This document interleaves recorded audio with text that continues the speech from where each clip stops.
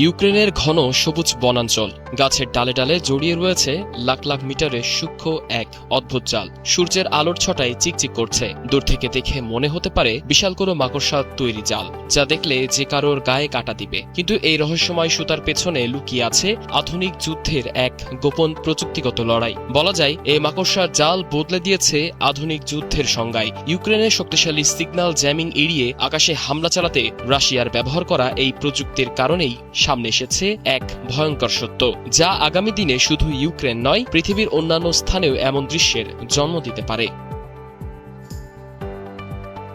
সম্প্রতি ইউক্রেনের 17তম ব্রিগেড ভবচান্স্ক অঞ্চলের একটি বনে গাছের ডালে কেবলের এমন বিপজ্জনক জটের ছবি ও ভিডিও প্রকাশ করেছে। কিন্তু কেন জমা হচ্ছে এসব কেবল? মূলত ইউক্রেনীয় বাহিনীর সংকেত ব্লক করার প্রযুক্তি এড়িয়ে চলতেই রাশিয়া ফাইবার অপটিক চালিত বিশেষ ড্রোন ব্যবহার করছে। সাধারণ ড্রোন ওয়্যারলেস প্রযুক্তি থাকায় তার সিগন্যাল সহজেই জ্যাম করা সম্ভব। কিন্তু এই ধরনের ড্রোন ওড়ার সময় পেছন থেকে একটি রিল খুলে অত্যন্ত সরু কিন্তু শক্ত ফাইবার কেবল বিছাতে বিছাতে সামনের দিকে এগিয়ে যায়। ড্রোনটি লক্ষ্যবস্তুতে আঘাত করে ধ্বংস হলেও সেই কেবলগুলো বনের গাছে ও মাটিতে চিরতরে পেঁচিয়ে আটকে থাকে।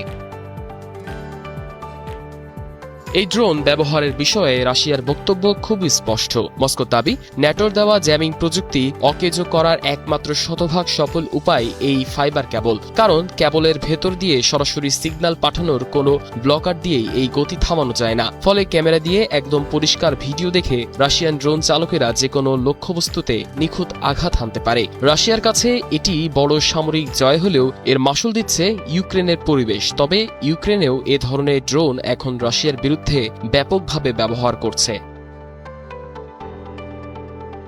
একদিকে পরিবেশবিদরা বলছেন, অপচনশীল এসব কোটি কোটি মিটারের ফাইবার কেবল কখনো পচে নষ্ট হয় না। বনের গাছে জালের মতো পেঁচিয়ে থাকায় এগুলো পাখিসহ নানা প্রাণীর বেঁচে থাকার মারাত্মক মৃত্যুফাদে পরিণত হয়েছে। এমনকি বনের পাখিরা এই কেবল কুড়িয়ে এনে বাসা বাঁধছে। এছাড়া রোদ বৃষ্টিতে এগুলো ভেঙে ক্ষতিকর প্লাস্টিক মাটিতে মিশছে, যা মাটির উর্বরতা ও ভূগর্ভস্থ পানি নষ্ট করছে। একদিকে রাশিয়া যখন এই ড্রোনকে যুদ্ধের নতুন সাফল্য হিসেবে তুলে ধরেছে, অন্যদিকে ইউক্রেনের বনে জমা হচ্ছে শত বছরের ভয়ঙ্কর প্রযুক্তিগত বর্জ্য। এই ড্রোন শত্রুকে আঘাত হানলেও ইউক্রেনের প্রকৃতির বুকে রেখে যাচ্ছে শতাব্দীর সেরা এক পরিবেশগত বিষাক্ত ফাঁদ।